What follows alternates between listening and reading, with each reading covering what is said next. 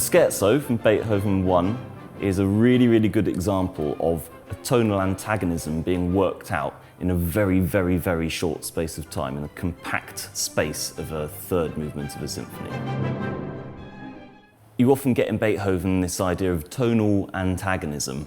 There's something in the thematic material that is antagonistic towards the classical functioning of the form. And in this case, the tonality of the movement quickly unravels and Beethoven has to cobble it back together again in a really, really short space of time. I mean, it flashes past before your eyes. We've got this opening thematic material which is sort of effortlessly achieves its goal.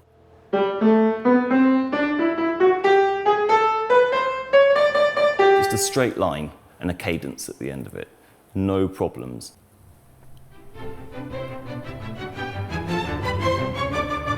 It achieves its aim so quickly.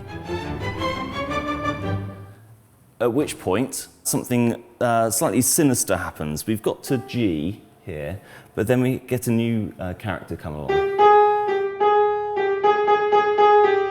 So we're supposed to be in C major, and immediately we're in E flat, so we've already travelled quite a long distance. And then that little motif is repeated in sequence. And it goes down and down and down, and gathering momentum and accelerating as it goes, and we end up in D flat major.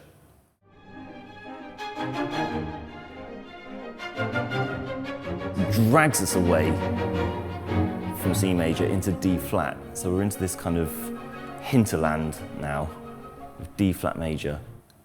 That's an enormous tonal distance to have travelled in a very, very short space of time. We're talking seconds here, going from C to D flat, Neapolitan. It's one of the most distantly related keys, so we've travelled a long way. The way Beethoven gets back to the tonic is a kind of crunching kind of gear shift without the clutch. He just goes up in a chromatic scale and then starts again in C. Hanging out in D flat. And then we're just going to shift up. And again, and again. Here we are. And starts again, this time staying in the tonic. So we have a cadence, and it's followed by this kind of argument that goes on.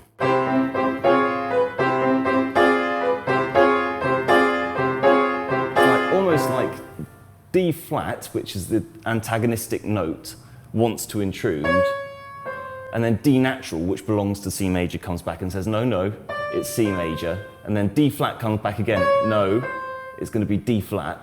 And then D comes back along and says, no, it's going to be C major. And you get this argument going on between the two notes. And then Beethoven stops and says, no, it's all right, really.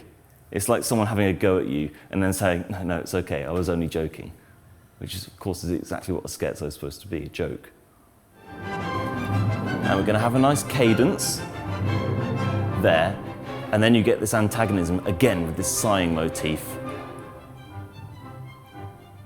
And then he says, actually, forget about it, we're fine, C major. And because it's architectural, this music, with double bars and dots, the whole thing gets repeated, so you get the chance to hear the whole thing again. So here we are hanging out in D flat. Psi motif inverted this time, so upside down, shifting us back up into C major, giving us a cadence in C major, there. This antagonism going on between the two different notes, and then, no, it's all right, don't worry about it, it's fine. I didn't really want to argue with you anyway.